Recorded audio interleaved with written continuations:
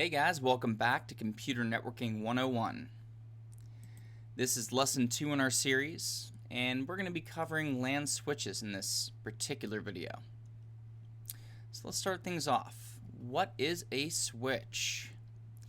Simply put, a switch is a network device, and it allows and also centralizes communication among the connected devices.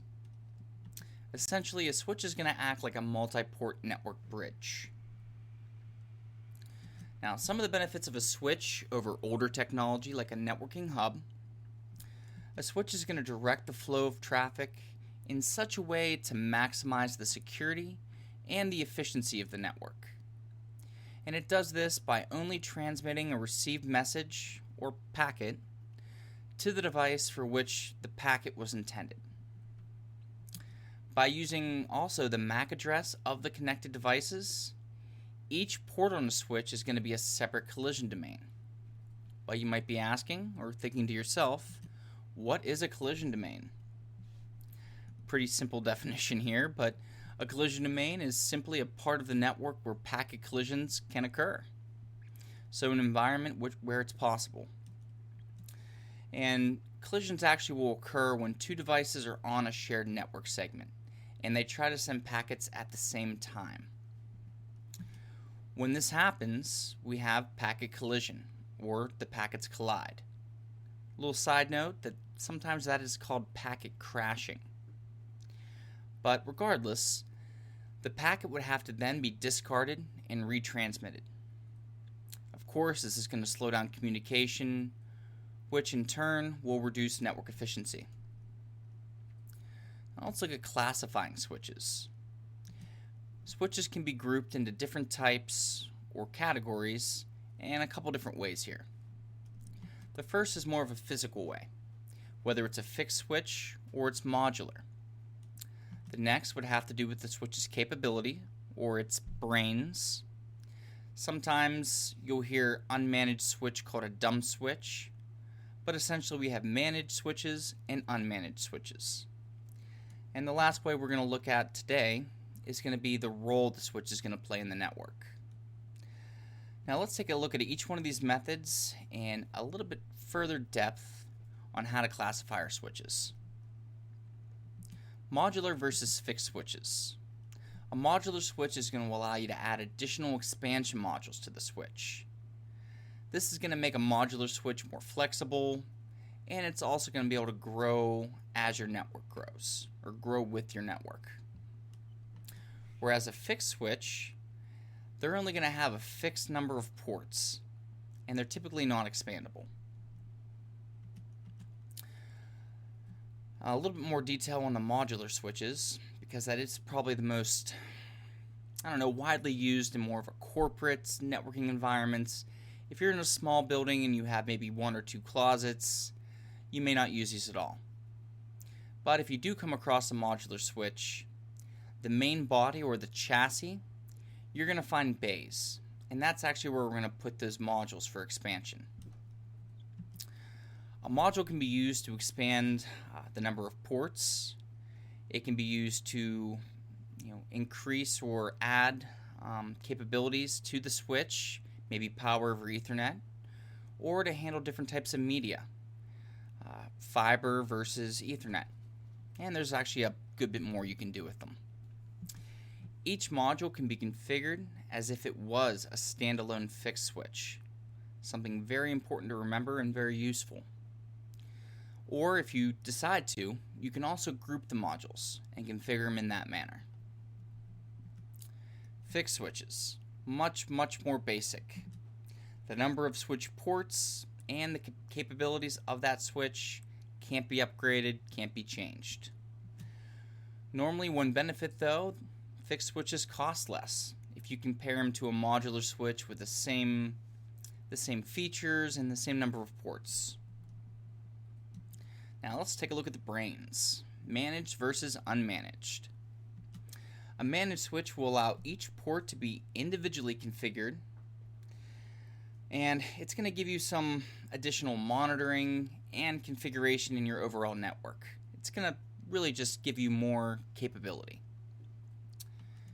An unmanaged switch should be used for just basic connectivity. They don't require any configuration, they're ready to go out of the box, kind of more of a plug and play option. Now, a managed switch. This type of switch is going to provide greater control over the flow of data. And with that greater control, you can also increase the security of your network.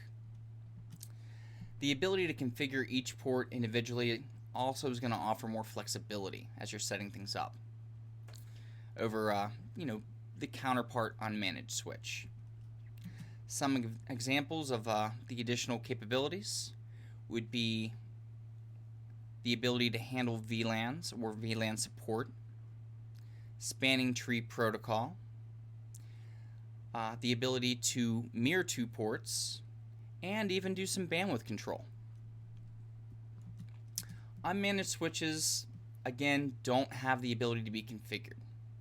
They have to rely on auto negotiation to determine things like the data rates and whether they should use half duplex or full duplex in communication.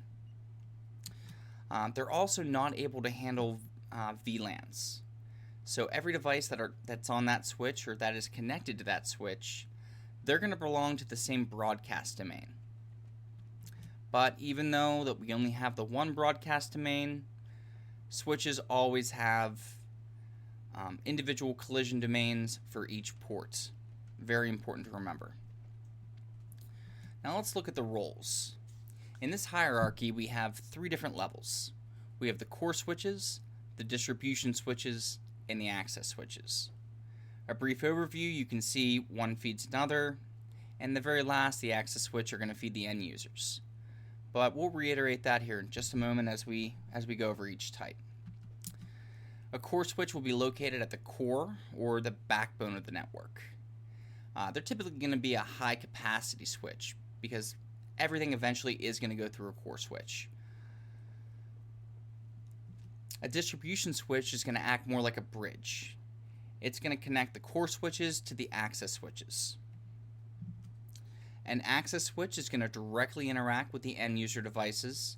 So your computers in your room, the printers, and various other types of networking devices, they're going to connect directly to an access switch. And that's going to provide an uplink to the distribution switch. How switches work. What allows them to have their collision domains for each ports is probably one of the best features, but let's get into that. A switch is going to control the transfer of the data between the switch ports by using traffic forwarding. If you want to read a little bit more about this rule, go ahead and check out the IEEE's website. They have it very well documented. But the traffic forwarding decisions, they're going to be based upon the MAC addresses, or the Media Access Control addresses. Each MAC address is unique, and it's not just unique to the individual machine per se, because typically, let's say you're watching this video on a laptop, and you have an Ethernet port in your laptop, and perhaps you also have Wi-Fi. Your Ethernet interface and your Wi-Fi interface are going to have individual MAC addresses. The switch is going to learn, and that's a big thing. That's what's going to allow us to make smarter decisions, both for security and efficiency. It's going to learn which device is on which port by keeping track of the source and destination addresses of the packets it receives. But I think that's enough for our first little rundown on switches. Let's do a review.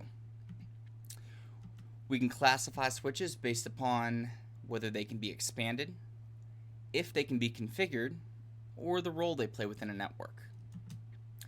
Modular switches can be upgraded. Fixed switches cannot be upgraded.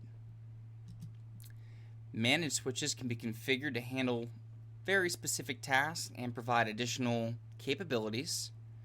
Unmanaged switches cannot be configured and really should be used for only basic connectivity. Core switches. Core switches feed distribution switches, which feed access switches, which feed end user devices. Think back to the picture we were looking at and how that broke down. It's kind of like an upside down tree.